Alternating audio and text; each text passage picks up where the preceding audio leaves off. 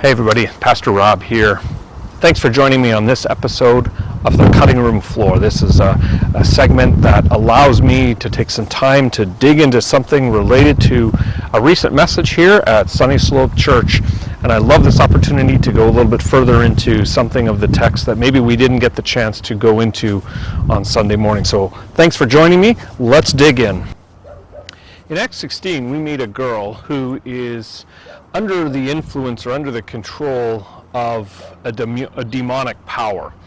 We're told in the text that she's actually possessed by the spirit of Python, which was a spirit that enabled her to foretell the future. Sometimes I get the question about whether or not people today are still possessed by demons. Is demon possession still a thing that Christians either have to worry about, or is it something that we see in the world today?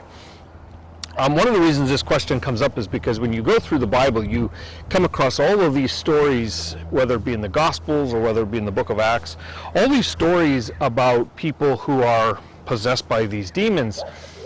And from a 21st century perspective, many people wonder if what we're seeing is really, in fact, is it demonic possession, or is it what we would label today as mental illness, a seizure disorder, epilepsy, or something of that sort.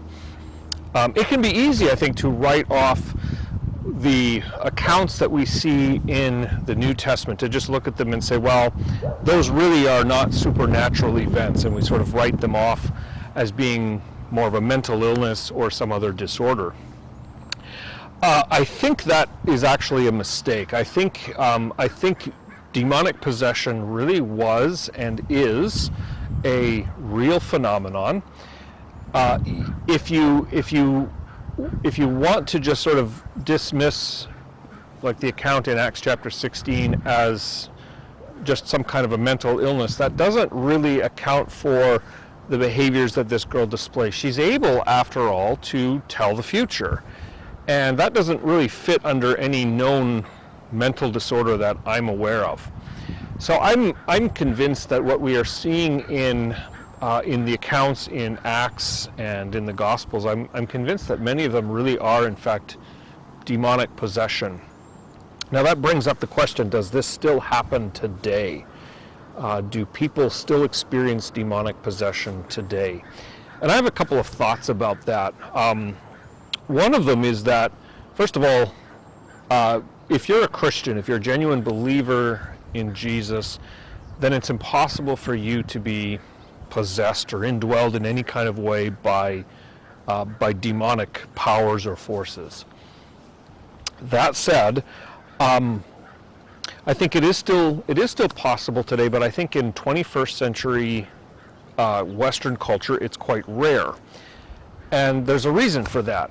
First of all, let me say I can recall an event when about 25 years ago when I was in college. There was a young girl that seemed to be struggling with a lot of emotional baggage and such, and I do recall an instance where it appeared that she had some kind of demonic influence come over her. It was accompanied by a lot of loud yelling and groaning, as well as some what appeared to be convulsions of some kind. Now, it's possible, I suppose, there was something else going on there, but from what I could tell, this was at least heavy demonic influence. At least that was my memory. I mean, it's strong enough in my mind that I remember it 25 years later. But that said, I do believe that this kind of event is quite rare for us. Why is that? Because I only have a theory about it, and my theory goes something like this. Our enemy, Satan, is quite effective at knowing what would be effective at tempting, misleading, pulling people away from Christ.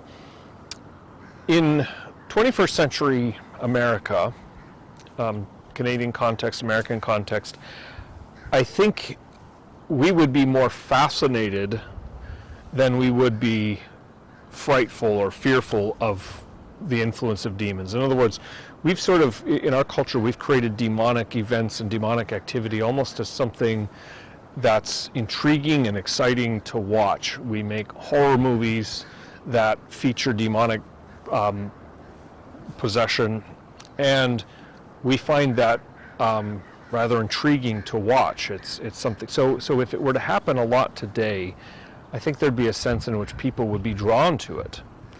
They would see it as something worth watching and almost a spectacle. So I think we see less of that today for that reason. It wouldn't have the desired effect. Now, if you go to tribal cultures, if you go to places that are more, that are, the religion is more primitive, I think those are places in the world where demonic influence and demonic power is actually much more effective. People live in fear of that, and so Satan is then able to use that as a tool to much greater effect in those kinds of cultures. Now, what that also means is that I think we have to be mindful of the ways that Satan does work in our culture. It's sort of like we can be looking out for demonic possession, demonic influence, and we could be not seeing that, but we could be blind to the ways that Satan might be working in our culture. His way of holding us captive, in other words, is much more subtle. We can be held captive to materialism and simply call it ambition. We can become workaholics and just not even realize that the control and the influence that our desire to be busy, to be working, we don't realize that we're held captive to that.